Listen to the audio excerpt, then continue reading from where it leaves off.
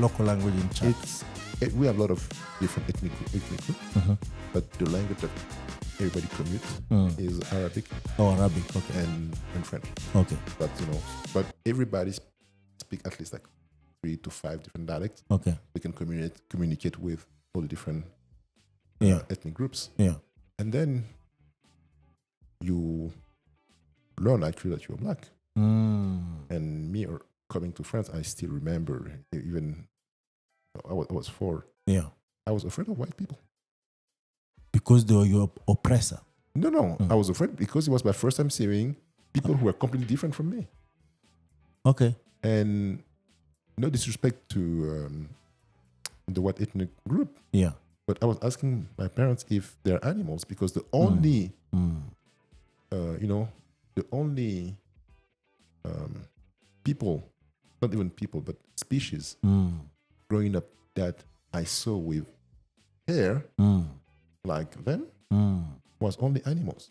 On their either body. The monkey or the dogs. Yeah. So my first... I know this is not funny, scared. but it sounds funny to me. I was shaking. I said, "Those animals speak?" Yeah. It was, a 4-year-old kid, Yeah. because I wasn't used to see white people. Yeah. And then I discovered they are actually human beings, like you, and how their hair. They just look different. Yeah. But for me, I was so shocked by the texture of the hair. Yeah. Because the only species with that kind of texture. Yeah. Because we used to have dogs and horses, monkeys and donkeys. So there were no horses actually. What are they? Yeah, and they have those slight like silky long. So that's what I was doing, because we have kinky. Yeah. For me, a human being is supposed to be kinky and black. Yes. That was my reality as a young kid. Yes. But then you have to understand that this is, you grow up becoming more tolerant, and then you understand that the world is different. You have Chinese, the air like this, and this is what makes the beauty of the world at the end of the day. But not in a way to consider that you have to go and either kill them because that, and we were friends. Yes. And we didn't even realize that we are different. Let me ask you this then, Bapna.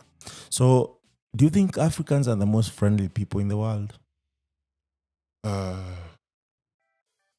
Because when I come to think of it, we have never colonized anyone. We have never, taken anything from anyone, if you think about it. Besides, the normal with the human confrontation. Yeah. But we have never gone to a certain country. We just want to take your resources. We want to, make you pay for who you are.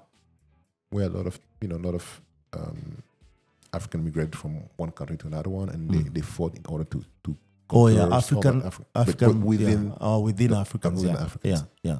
And overall, by essence, Africans have this Ubuntu as part of their DNA. Yes. It's interacting with the Western world that will end up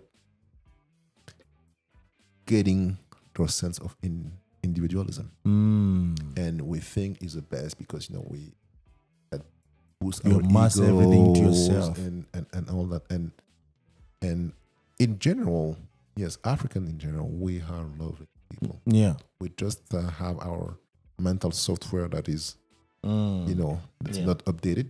Yeah. But in general, you can have a very bad day when you come to a new country. Yeah. And then your first reaction will be that xenophobia, Kenyan, look what they did to me because I'm a foreigner. Yeah. And 3-4 hours later, you're going to find a lovely person who's going to help you, who's going to make you alive, who's going to be, and he's Kenyan as well. Yeah. And then our natural behavior, okay, I'm being prejudiced. Yeah. And then now, look, hey, you have stupid people everywhere. Yeah. So you always have to balance and then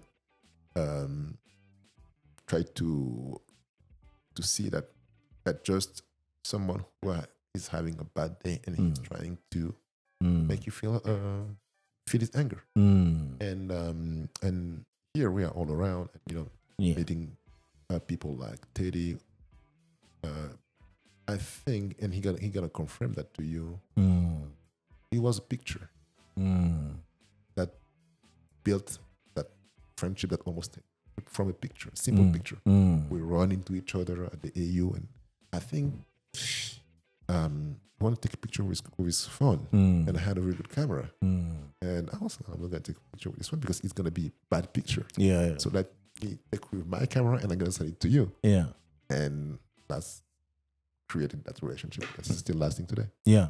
And because that the natural inclination of Africans to be willing to interact, and if we buy too much into the media that is trying to say there is xenophobia here, because don't try to create tension where you there's can none. Have your own political agenda based on fear. Yes. And even South Africa, which is xenophobic, so-called, you have some acts, but ask yourself, who are those South Africans who are acting xenophobic? Is that everybody? Yes. Because you have more lovely ones than the bad ones, yeah. And the losers who are criminals just try to find a way to justify the crime and make it okay. Yeah. But they don't define all South African.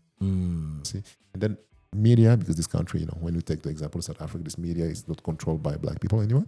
Yeah. And many Afrikaners and British South African are still so nostalgic from this sad era. Yeah. So they just try to, put, like they always did, the same group against each other, and then they're gonna write, look, xenophobia in South Africa, they're killing Nigerian XYZ thing. And then you just ask them, let's make a comparison. Yeah.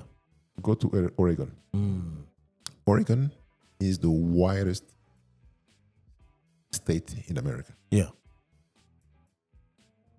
Please go visit the white trash area. Unemployment. Yeah. Drugs. Homelessness. Yeah. Teenage pregnancy. Yeah. Single mother. Yeah. Homes. Yeah. And you will see that violence. Yeah. Crime. Yeah. Is the same. So it's not the fact that they are a certain type, that they are like that, is due to their economic condition. Yes. So that justify the violence. Yes. So there's what causes the violence, not just people, certain kind of people who are violent. Yeah. It's not something natural. It's like, and you are so polluted by media. You have the Gucci, you need to have the Louis Vuitton, you need to have Nike, you need to have the Jordans. And it's a way for them to fill a gap, to boost their ego. Yes. And having that give them power. And they think it gives them a power. Yeah. But at the end of the day, a pair of Nike made in China that is sold at $200, it comes out from the factory for $3 to $5. Yeah. So the value that they put on, it's all mental. Yeah. It's not gonna make you run faster. If they come up with a Roger Federer tennis shoe, this is the shoe that made Federer. Yeah. Because he was good before, and then they made him this shoe that bears his name. And you can wear the Federer, you will never be winning all the championships. It's just a shoe. It's just a shoe. Yeah. And because a very expensive one. And they made it expensive to justify. Yeah. But at the end of the day, it's a piece of.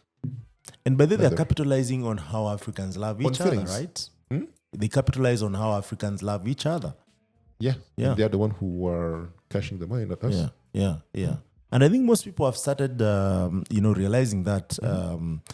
I don't have so much details about it, but I see even Kanye West is considering removing his brand from Gap and Nike as we speak, because he has realized that the money that is being made and what is being paid, it's peanuts. And when you think about it, you want this brand to be more celebrated by anyone and everyone across the world, which is not the case when the brand is highly priced, right? Okay. Let me ask you a question. Mm-hmm. My bread is on bread, but why do I want my child? Why do you want your child, your niece, nephews, or your friend's kid, to see somebody like Kanye West as a role model because he took the time to go and check his mental health? That would be a big leap towards betterment.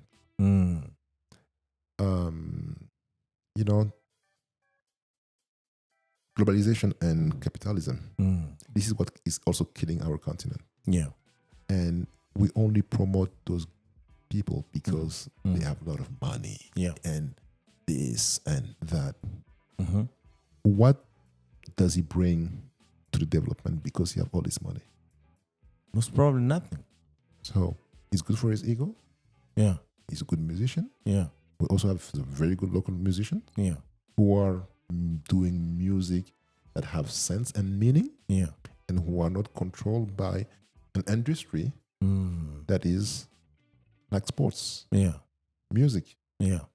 Is Jewish-owned industry. And we are just a piece that you put in and do your job. Make me earn a lot of money, my franchise, my record label. Yeah. And when you don't sell anymore, goodbye. Yes, yes.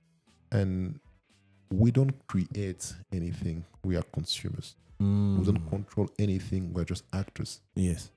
And when all those movements are coming, there is not enough black in this or on that.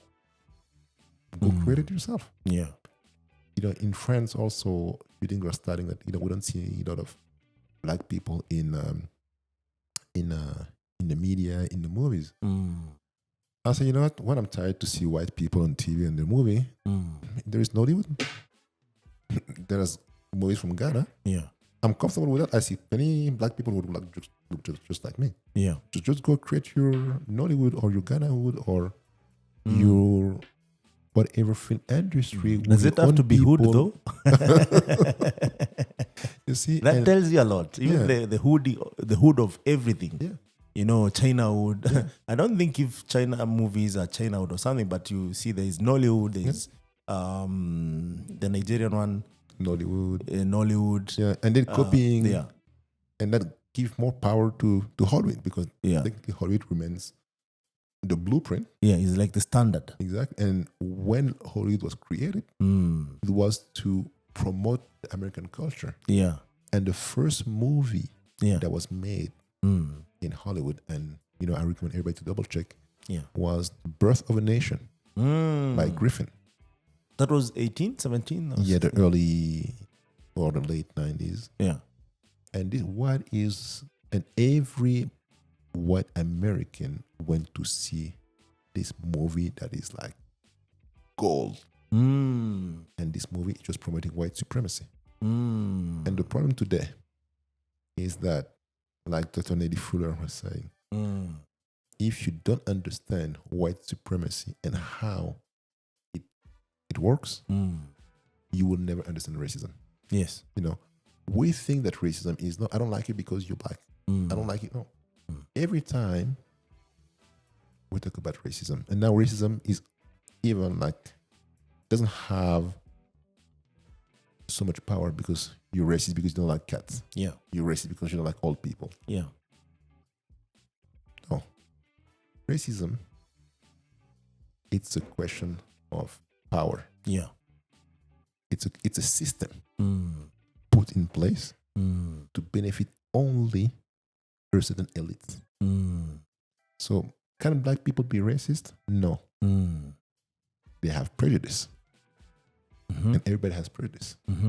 Until we have a system in place that can control something, then we can say that, okay, this group of black people are racist because they control this. We're just a big community. Yeah.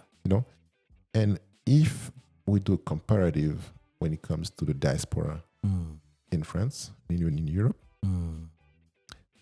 I always ask people to look at two things. I'm going to take France as the foundation. Yeah. In France, a lot of Africans from the diaspora who are French are always screaming and complaining that there is no representation of people that look just like them. Have you heard Indian diaspora in France making noises because you don't have Indian on TV? Most probably not. Have you heard Asian French making noises in France because they are not seen on commercials or on TV? Most probably not. Because there's two types of what they call minorities.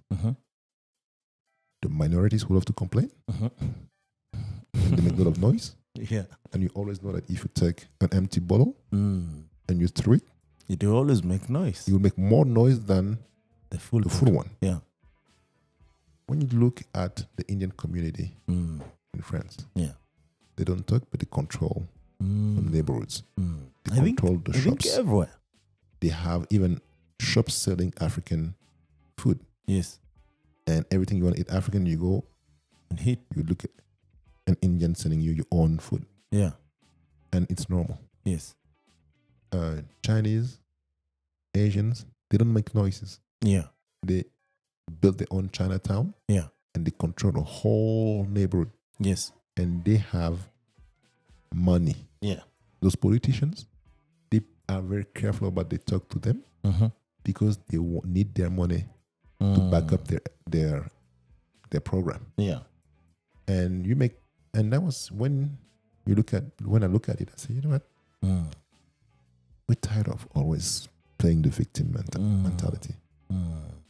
Build your own empire. Put in work. Put it, because people are going to respect when they know that this group is bringing money. Yeah.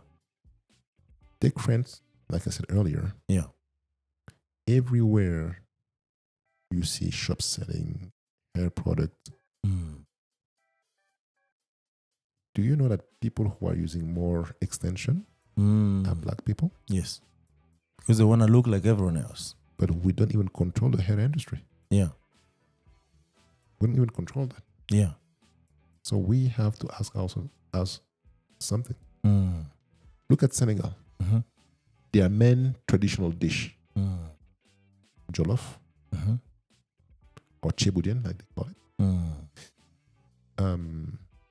They don't even produce rice. Yes. So their main national dish is made out of rice made in China. It's like saying that Italian who are known for pizza and pastas, actually the pizza and pasta are made, it's in Kenya. So I say, so that's a little thing like this. Yeah. So the work, now we know. If you want something, you Google and you're going to get as many information. Yes. They call it YouTube University. Yeah. Yes.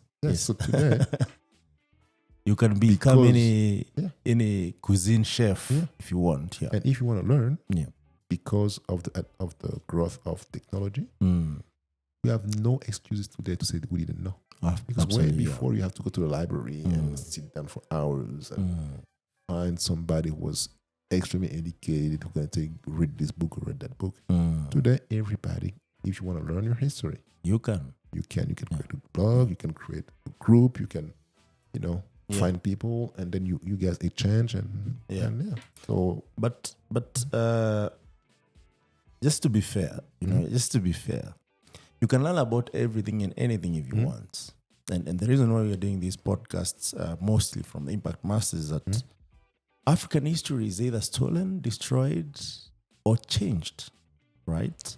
So if right now I wanted to know anything about Africa before colonization, it either doesn't exist or it's altered to look in a certain way. Okay. If you think about it. Your late, great icon, Chinua Achebe, who wrote until the lions have their own historians. History of hunt will always glorify the hunters. Yes. There are some black scholars who did that job. Yeah. But you have to dig deep. deep. And what happened in America, in the USA, they are the one who are put away from the university system. Because, the truth must not come out. Yes. But unfortunately for people who have those thoughts, internet is coming now to give you all those facts. Yes. Like we know that pyramids were not created. Were created by... They were built by humans. By humans.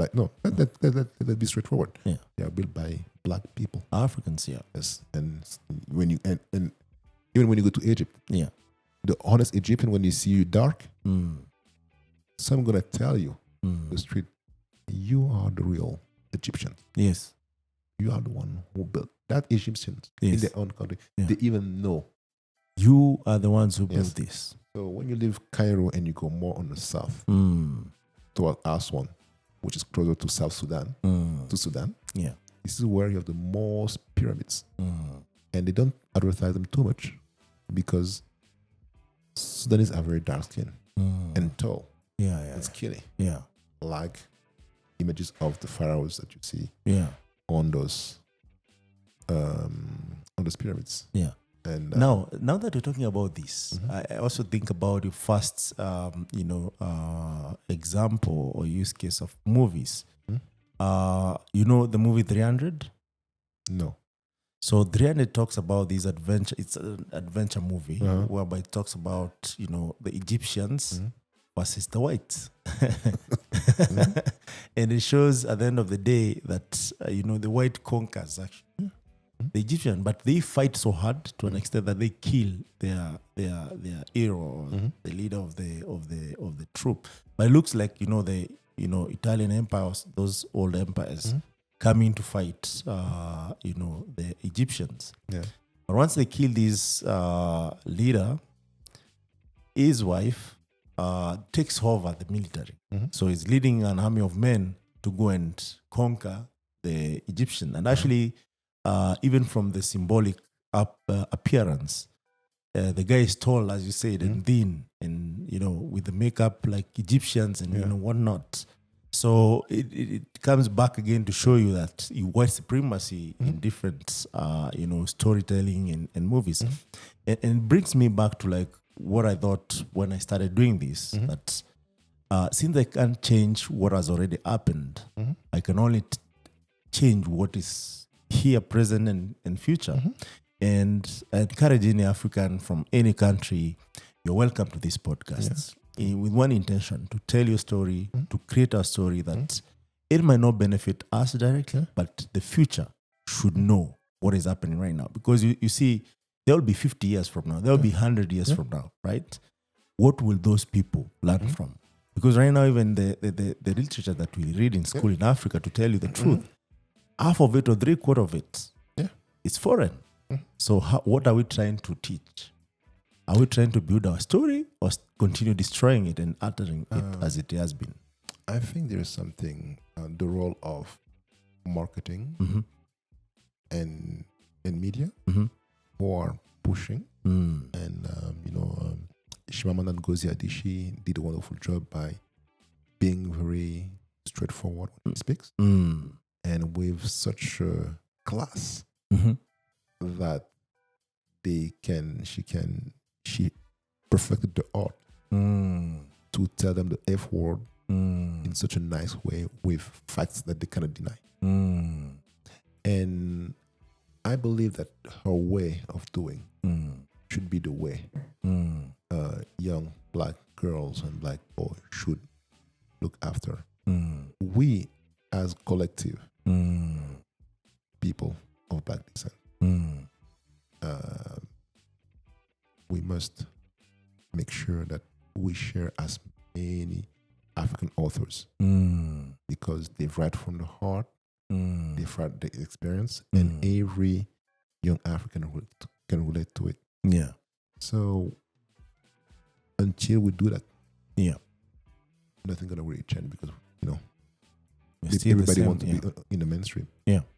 Why do we need Oprah Winfrey to talk about Chinua Achebe, and then all of a sudden Chinua Achebe things fall apart? Became New York #1 bestseller. This book was written in 1960. Yeah. And all of a sudden in the 2000s, she's a bestseller. Our fathers read it already. Yeah. And the transmission was probably not done properly, and it's not their fault. Because I'm sure they thought they were doing better. Yeah. And most of them grew up under colonization. The chance that we have, we were born free.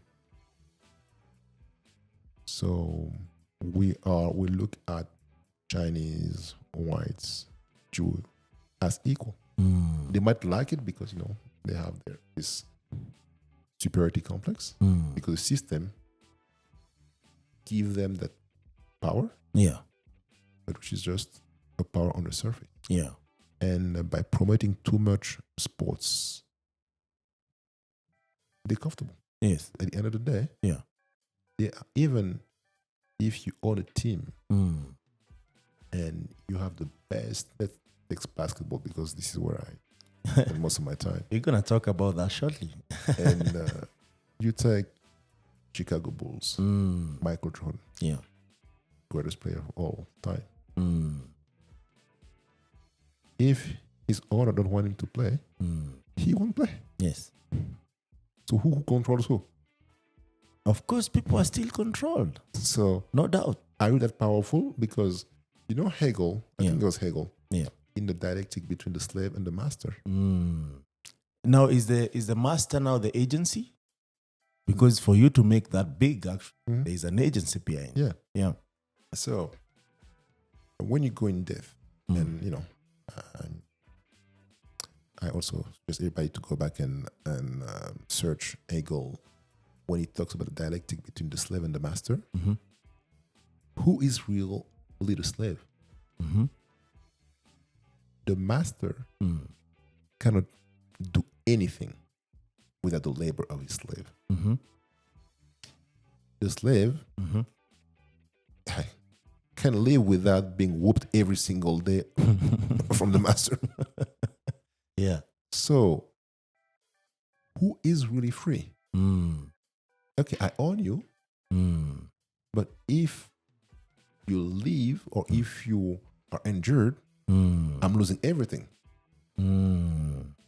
But if you are the slave, if the master and all his family, like your Queen of England, pass away, we don't care. We just run away. Yes. And we're free. Yes. So who is more in control? In control. Yeah. But you can be a Ferrari. Yeah. With engine of a Tata. Yeah. Engine is same Tata. Yes. And the car is Ferrari. Yes. So your car gonna have a very nice shape that gives you the image that is aesthetics. Powerful. Yeah. But after I don't know how many kilometers, it will slow down. Yeah. And nothing wrong against Tata. I just think that they do a very good thing for people with less financial power than all those big companies. But this is kind of this power structure that is in place. Yeah. And one aspect of marketing and media is to promote this brainwashing. Yes. And we and are propaganda. falling propaganda, and we are easily falling into. And this is, as African people, this is our biggest problem. Yes. Is the greed. Yeah. And the need to try to be equal. Yeah. To others. Yeah. Make it a certain way that we are losing ourselves. Yeah. And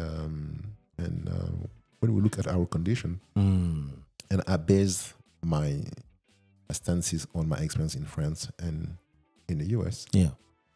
James Baldwin said something very deep, in which I've witnessed it. The black person measure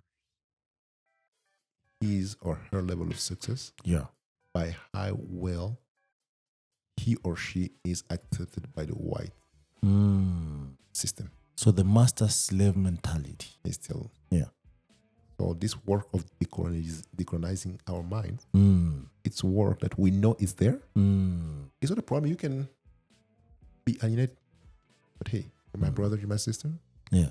Let's work together. Yeah. And by time, I'm not accusing you. Yeah. I'm not pointing fingers at you. Yes. But as more you're gonna learn, as more you're gonna understand that I've been watched for all those years. Long time, yeah. And it's not a crime. Yeah. Fix it. Yeah. And move on. Move past that. Exactly. Yeah. You've been brainwashed. It's like you had the flu. Yeah. Okay, you had the flu. Yeah. You took the medication. Yes. And you need those medication. Yes. To be able to heal. Yes, yes. And for education, for everything. Yeah. It's the same way. Yeah. Nice, Bapna. So when we come back, we're going to talk more about, here's the problem. What is the solution? And is Africa rising? What can we do? Do we need diaspora? Do we need just, foreign investors? How is that looking like? Is sport the way? Is music the way? Because Africans have been making moves. And it's being noticed around the world. The message is clear, but what kind of message are we sending? So we're going to talk about that when we resume back. Thank you so much.